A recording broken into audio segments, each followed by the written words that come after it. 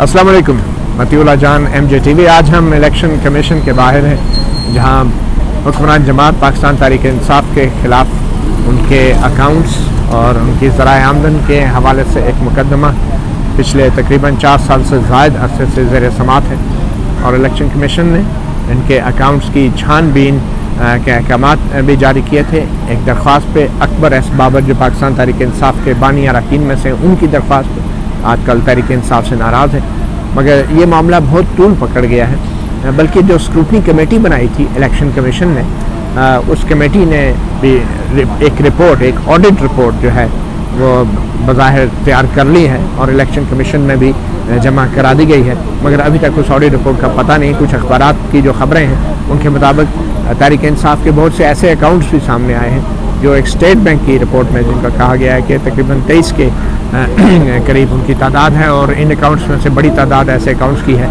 जो तहरीक इंसाफ ने ज़ाहिर ही नहीं किए इलेक्शन कमीशन के सामने।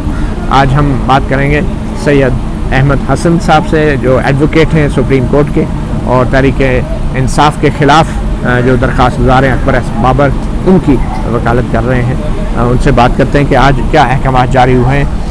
एडवोकेट अहमद हसन साहब, एग्जैक्टली आज इलेक्शन कमीशन जो है, इतने साल हो गए इस मामले को, ये तूल पकड़ता जा रहा है। स्क्रूटनी कमेटी की भी रिपोर्ट बज़ाहिर जो है वो अब जमा करा दी गई है, तो क्या वजह है, आज क्या कार्रवाई हुई और इसमें जो है फ़ैसला क्यों नहीं आ रहा?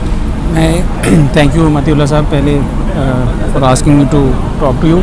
पहली बात तो ये कि 2014 नवंबर से आज तक ये तकरीबन 60 से ज़ायद हेयरिंग्स हो चुकी हैं मेन केस में इलेक्शन कमीशन के सामने। इन हेयरिंग्स में क्वेश्चन ऑफ जुरिसडिक्शन कि क्या इलेक्शन कमीशन के पास ये इख्तियार है कि वो ऐसी कंप्लेंट को सुने, ये भी डिस्कस हो चुका है। इसमें ये क्वेश्चन कि ये पास्ट एंड क्लोज ट्रांजैक्शन है, आप वाकिफ़ हैं, आप सुप्रीम कोर्ट और दीगर अदालतों के केस कवर करते रहते हैं कि पास्ट एंड क्लोज ट्रांजैक्शन का एक कॉन्सेप्ट है कानून में कि एक चीज़ अगर पहले हो गई है तो उसको दोबारा रीओपन नहीं किया जाता।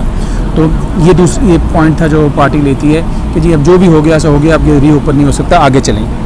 और तीसरा वो पॉइंट लेते हैं कि अकबर बाबर जो हैं उनके पास कोई लोकल स्टैंड आई नहीं है। तो ये 3 पॉइंट हम इन 62 हेयरिंग्स में से अक्सर हेयरिंग्स में ये एक एजिटेट करते रहे हैं। तो 2 दफ़ा हम पहले इलेक्शन कमीशन से ये फ़ैसला ले चुके हैं कि ये तीनों पॉइंट्स अकबर बाबर के हक़ में डिसाइड हो चुके हैं। यहाँ तक कि इसके बाद कोलैटरल लिटिगेशन शुरू हो गई है, हम इस्लामाबाद हाई कोर्ट भी चले गए, वहाँ से भी ये फ़ैसला वापस कमीशन के पास आ गया।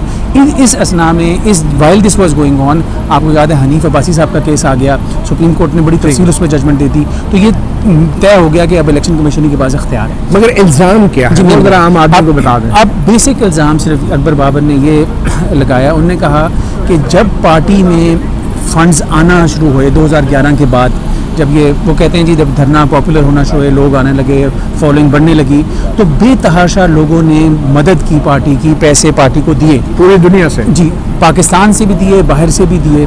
उनका ये मानना है कि ये जो पार्टी में फ़ंड्स आए ये प्रॉपरली तरीके से अकाउंट फॉर नहीं हुए। वो कहते हैं कि मेरी काविशों के नतीजे में चेयरमैन साहब ने एक इंटरनल ऑडिट रिव्यू, वो कहते हैं जी ये स्पेशल ऑडिट था, पार्टी कहती कि नहीं ये ऑडिट नहीं था, बट बॉटम लाइन ये है कि वो जो भी रिव्यू इंटरनल चेयरमैन साहब के कहने पे हुआ, उसके नतीजे से ये पता लगा कि जी कुछ ऐसे फ़ंड के हवाले से मिसमैनेजमेंट या चीज़ें हैं जो नहीं होनी चाहिए थी। तो जब बाबर साहब ने ये कहते हैं जी कि मैंने जब चेयरमैन साहब से कहा कि क्योंकि हमारी पार्टी जो है वो तो बनी ही सिर्फ करप्शन इरेडिकेशन के मंत्रा के ऊपर है कि हमने तो ट्रांसपेरेंसी लेकर आनी है, तो ये बहुत ज़रूरी है कि पार्टी के अंदर फाइनेंस में भी शफाफियत हो।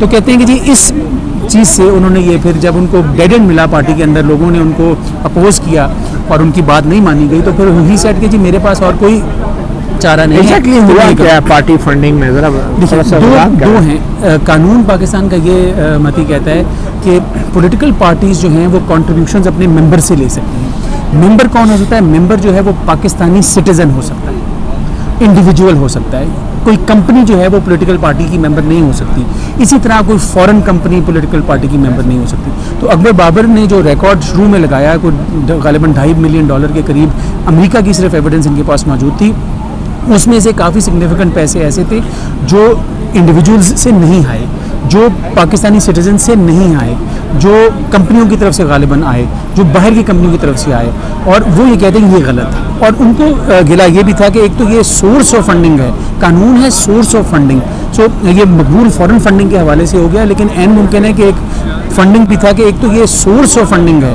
قانون ہے سورس آف فنڈنگ, سو یہ مقبول فورن فنڈنگ کے حوالے سے ہو گیا, لیکن عین ممکن ہے کہ ایک فنڈنگ ود ان پاکستان بھی انلیگل ہو سکتی ہے, جس طرح میں نے آپ سے کہا. تو اس کے قانونی نتائج کیا ہو سکتے ہیں؟ اس کا نتیجہ سب سے پہلے تو یہ ہوتا ہے کہ اگر جس دن یہ تعین ہوتا ہے کہ 1, 10 یا 100 روپے غیر قانونی ذرائع سے آئے ہیں تو وہ بحق سرکار ضبط ہو سکتی ہے. یہ اس کا پہلا ہے. اب اکبر بابر کی کیس اسی حد تک ہے فی الحال ابھی تک.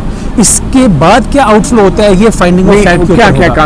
اگر ہم فرض کریں کہ یہ پتہ لگتا ہے کہ جی ایک ایکس رقم جو ہے وہ انلیگل سورس سے آئی اور کانفسکیٹ ہو گئی ہے, پھر یہ دیکھا جائے گا کہ جب وہ پیسوں کی ڈکلریشنز فارمز فائل ہو رہے تھے, آپ جانتے ہیں کہ ہر سال پولیٹیکل پارٹی نے اسٹیٹمنٹ جمع کرانی ہوتی ہے, اگر یہ اس وقت کسی نے الیج کیا کہ جی فلاں افسر نے یا فلاں پارٹی کے عہدیدار نے یہ غلط اسٹیٹمنٹ ایفیڈیوٹ یا کوئی ایسی چیز, یا اگر عمران خان نے جو سالانہ گوشوارے پارٹی کے ان میں یہ سرٹیفائی کیا کہ سب کچھ آئین و قانون کے مطابق ہے, جو بعد میں ثابت ہو جائے وہ نہیں تھا, تو یہ غلط بیان اور غلط حلفیہ بیان کے اوپر نائل بھی ہو سکتے ہیں.